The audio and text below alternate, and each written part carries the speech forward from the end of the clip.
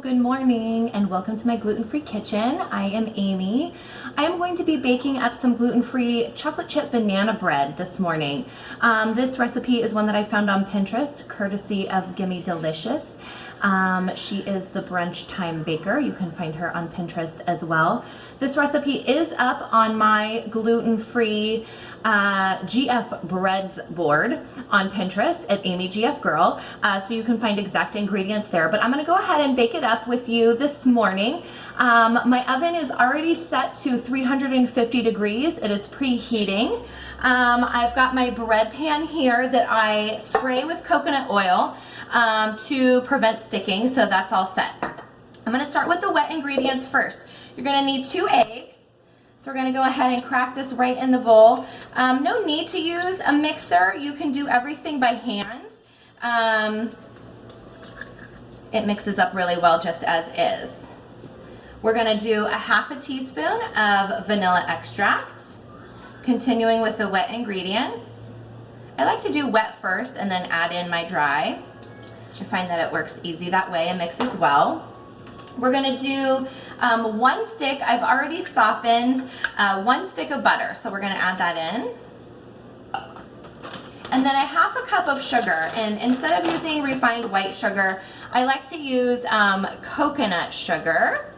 It is low glycemic. Let me pour it into my measuring spoon here. It is low glycemic. It doesn't have a coconut taste. Some people, I think, are afraid of using it because they feel like it will make their item taste like coconut, and if you have an aversion to coconut flavor, that you may not like it, but that is not the case. It is a 1-to-1 replacement for cane sugar and is low glycemic, unrefined. So I'm going to go ahead and add that in, ½ cup. Okay, we're going to do 2 tablespoons milk. If you prefer to use non-dairy variations, coconut or almond, you can go ahead and do so. I'm using regular old 2% here. 2 tablespoons. Okay, we are going to give this a mix just to go ahead and kind of get all of our wet ingredients combined here. Make sure that the sugar isn't lumpy and that everything is mixing well. Okay, we're going to go ahead and start adding in some dry ingredients.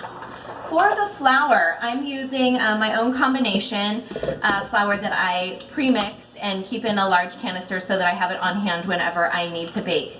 This is a combination of brown rice flour, tapioca flour, and potato starch. It calls for 1 full cup. Another great flour to use is Bob's Red Mill gluten-free baking flour. Whatever flour you do decide to use, if it is a pre-mixed box or bag of gluten-free flour, make sure that it is gluten-free flour for baking. The flour combinations will be different. You will get a different taste and texture accordingly. So we're going to add this in. Bob's Red Mill has one, as well as King Arthur's flour, which is another great one that I love as well. Has great texture. It's a little bit harder to find. You can't always find it in supermarkets around here. Vaughn's Pavilions does carry both Bob's Red Mill and King Arthur's flour. You can also order King Arthur's flour online. They have a huge selection of gluten-free baking products that are great to use as well. Continuing on with the dry ingredients, we're going to do 1 teaspoon of both baking soda. Make sure that it's leveled out. Baking soda and baking powder. Make sure that you shake it up. All right. 1 teaspoon there as well. Okay, we're going to do a ¼ teaspoon of salt. So just a very small amount. Helps with the leavening. Measure it out right. Okay. ¼ teaspoon there. And we're going to mix again. Okay, make sure that the flour starts to combine with your wet ingredients. I'm actually going to grab a whisk really quickly. Next, you're going to mash your bananas. 4 small or 3 if your bananas are a little bit larger, which mine were. So I actually just do it in a separate bowl and use a potato masher and go ahead and mash them on up. Grab my whisk.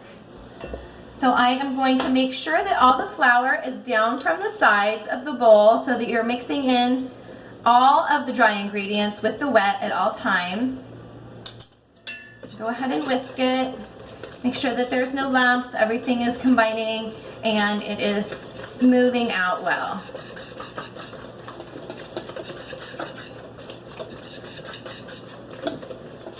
Okay, I'm gonna switch over to my banana bowl and just go ahead and mash.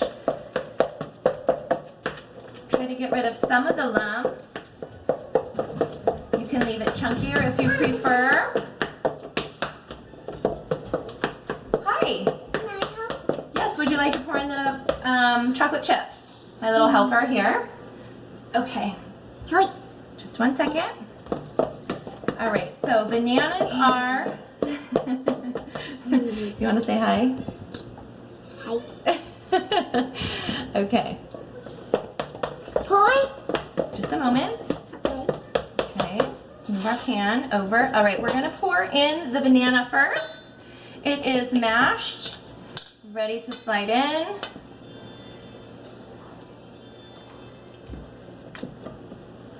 Okay, my bananas were pretty large, so I did 3. Set that to the side.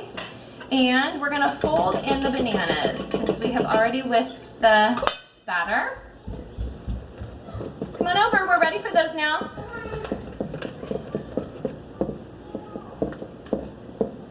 Okay, again, making sure that all of the ingredients are down off the sides. And whisking or mixing. Okay, and then this is where we're ready for our chocolate chips. Should you decide to add those in, it does add some great flavor, and the kiddos love it. Recipe calls for half to 1 full, do not eat one out of the bowl, half to 1 full cup. I use 3/4. We're gonna go ahead and mix that up. You can also add chopped walnuts, which I've done before if you are a nut person and you like nuts in your banana bread. I've also added at times cinnamon. A little sprinkle of cinnamon is great, especially in the fall. It gives it a little extra fall flavor. Okay, so we're gonna pour this right in. Like I said, oven is preheating to 350 degrees. You're gonna bake this for 45 to 50 minutes. Just go ahead and I start checking at the 45-minute mark. You don't want it to burn on the edges. If it's starting to look too golden, you can go ahead and cover the top with a little bit of foil. And then make sure that it's cooked throughout the center. Say hello. Okay, cooked throughout the center. So we are finished here. It is loaded in our pan, and I'm gonna go ahead and pop that in the oven. Please stay tuned for more fun gluten-free recipes. I'm gonna be baking up some croissant rolls next, which I have never done, but I'm hoping that they turn out. Go ahead and subscribe to me on YouTube at Amy GF Girl. And you can check out my Facebook and Instagram pages also at Amy GF Girl for more fun gluten-free recipes. Thank you so much.